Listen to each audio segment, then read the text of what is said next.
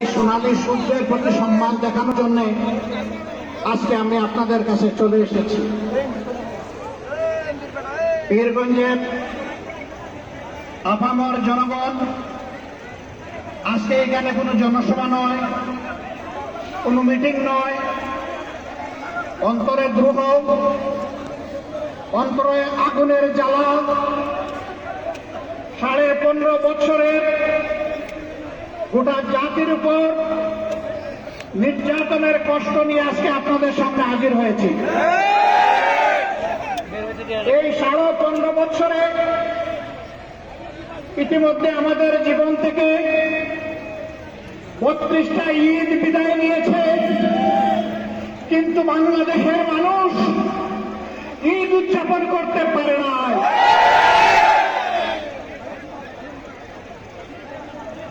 জায়গায় জায়গায় খুন, গুম, হত্যা, ধর্ষণ, লুণ্ঠন, মানুষের উপর সীমাহীন নির্যাতন, জুলুম গোটা জাতির শ্বাস বন্ধ করে দিয়েছিল। আল্লাহ তাআলার অশেষ মেহেরবানি, গত 4 তারিখ আল্লাহ তাআলা এই জাতির শ্বাস ফেলার সুযোগ করে দিয়েছেন। এটাকে সকলেই বলছেন বাংলাদেশের দ্বিতীয় স্বাধীনতা যুদ্ধ। আর এই যুদ্ধের মহানায়ক আপনাদের সন্তান, আমাদের সন্তান আবু সাঈদ। আমি আমার পক্ষ থেকে, আমার দলের পক্ষ থেকে আবু সাঈদের প্রতি ভালোবাসা, কৃতজ্ঞতা এবং শ্রদ্ধা নিবেদন করছি।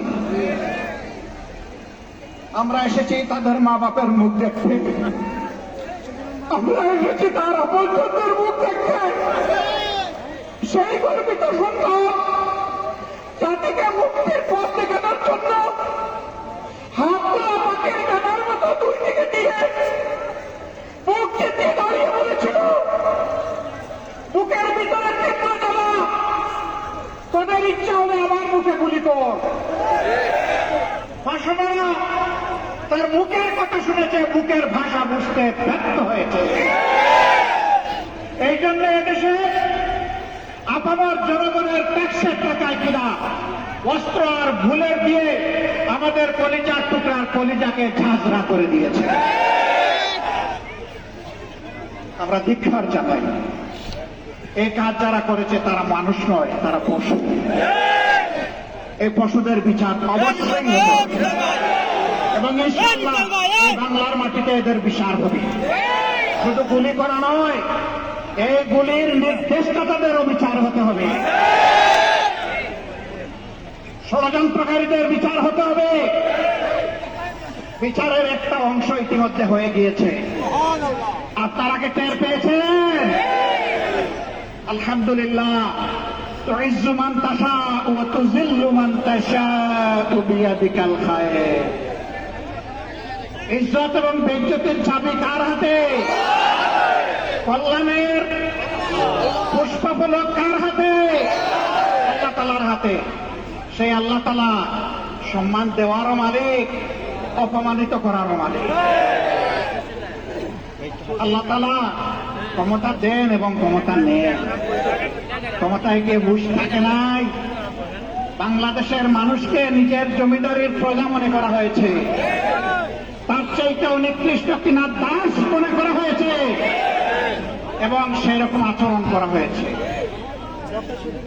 এখান থেকে সকলের শিক্ষা নেওয়া উচিত। সম্মানিত ভাইয়েরা, আমি আর কথা বাড়াতে চাই না। আল্লাহ এই মাটিকে ইতিহাসের অংশ বানায় দিলে এই গৌরব শুধু আপনাদের এই সন্তান, এই মুক্তিযুদ্ধের মহানায়ক, তার পরিবার চেয়েছে তাকে বীর ঘোষণা দেওয়া হোক। আমরা বলছি সে বীর নয়, সে তো মহানায়ক। কে ঘোষণা দিল না দিল তা জানি না, কিন্তু বাংলাদেশের 18 কোটি মানুষ এই ঘোষণা দিয়ে ফেলেছে। এটা জনগণের ঘোষণা, এটাই শ্রেষ্ঠ ঘোষণা। এরপরে যদি কোনো সরকার দেয় আমরা তাদেরকে মোবারকবাদ জানাবো। আমরা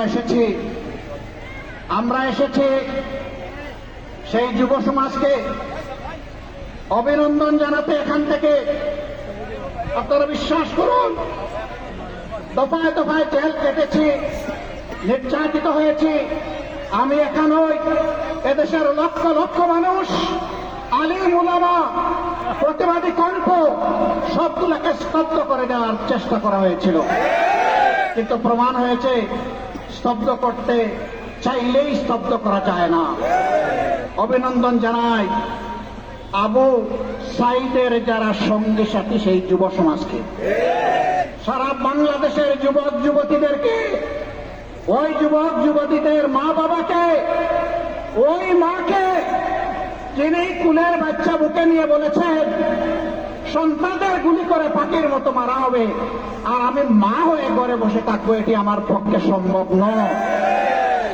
আলহামদুলিল্লাহ, এটি ছিল জনতার অভূতপূর্ব উত্থান, এবং সেই গণ উত্থানে আল্লাহর শপথ 15.5 বৎসরের জমায়েত, জঞ্জাল, জুলুম দেশে গিয়েছে এবং চিরদিনের জন্য দেশে যাবে ইনশাআল্লাহ। যারা এই জাতিকে অপমানিত করেছে তারা কখনো সম্মানিত হতে পারবে না। ক্ষমতায় শেষ পর্যায়ে টিকে থাকার জন্য একদিন আগেও বেপরোয়াভাবে 136 জন মানুষকে হত্যা করা হয়েছে। আমরা সেই সমস্ত মাদেরকে আমাদের পক্ষ থেকে সহানুভূতি এবং কৃতজ্ঞতা জ্ঞাপন করছি, যারা তাদের বুকের তন হারিয়েছে। বাবাদেরকে করছি, আমাদের সেই সমস্ত বোনদেরকে করছি যারা তাদের স্বামী হারিয়েছে, এতিম বাচ্চাদেরকে করছি যারা তাদের হক বাবা হারিয়েছে, বোনদেরকে করছি যারা তাদের ভাই হারিয়েছে, ভাইদেরকে করছি যারা তাদের আপন ভাইকে হারিয়েছে। আপনাদেরকে অভিনন্দন, আপনাদের প্রতি জাতি কৃতজ্ঞ। আল্লাহ আপনাদেরকে সবরে জামিলা থাকুন। যুব সমাজকে অভিনন্দন আবারও জানাই। একৃতিত্ব ভাই তোমাদের, এই জাতি তোমাদের জন্য চিরদিন তোমাদের কাছে ঋণী থাকবে ইনশাআল্লাহ।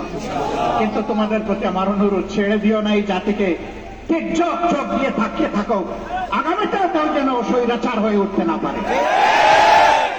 আগামীর বাংলাদেশ যেন হয় স্বৈরাচার মুক্ত বাংলাদেশ, জুলুম মুক্ত বাংলাদেশ, ইনসাফের বাংলাদেশ, প্রত্যেকটি নাগরিকের গর্বের সাথে বেঁচে থাকার বাংলাদেশ। আমরা সেই বাংলাদেশের অপেক্ষায় থাকলাম। আবারও আপনাদেরকে অনেক সালাম, অনেক শুভেচ্ছা, অনেক অভিনন্দন, অনেক কৃতজ্ঞতা। আপনারা দোয়া করবেন আমাদের এই মজলুম দল আপনাদের পাশে, জনগণের পাশে, জাতির ক্রান্তি লগ্নে সুখে এবং দুঃখে উভয় অবস্থায় যাতে আপনাদের পাশে থাকতে পারে আমাদের জন্য দোয়া করবেন। আপনাদের এই ভালোবাসার জন্য আমি অভিভূত। আপনারা কষ্ট করে এসেছেন, আমার পক্ষ থেকে আপনাদেরকে কিছুই দেওয়া সম্ভব নয়, শুধু কৃতজ্ঞতাটুকু আর শুধু ভালোবাসাটুকু। এর সাথে মহান রবের দরবারে দোয়া করি, হে আল্লাহ, তারা দেশকে ভালোবেসে, তোমাকে ভালোবেসে এখানে এসেছে, তুমি তোমার কুদরতের হাত দিয়ে তাদেরকে অফুরন্ত যাজা দিয়ে দাও, দুনিয়ায় দাও, আখেরাতে দাও, আর এই মাঠের মর্যাদা তুমি বৃদ্ধি করে দাও। আল্লাহ হাফেজ। বাংলাদেশ জিন্দাবাদ, বাংলাদেশ জামাতে ইসলামী জিন্দাবাদ। আসসালামু আলাইকুম ওয়া রাহমাতুল্লাহ।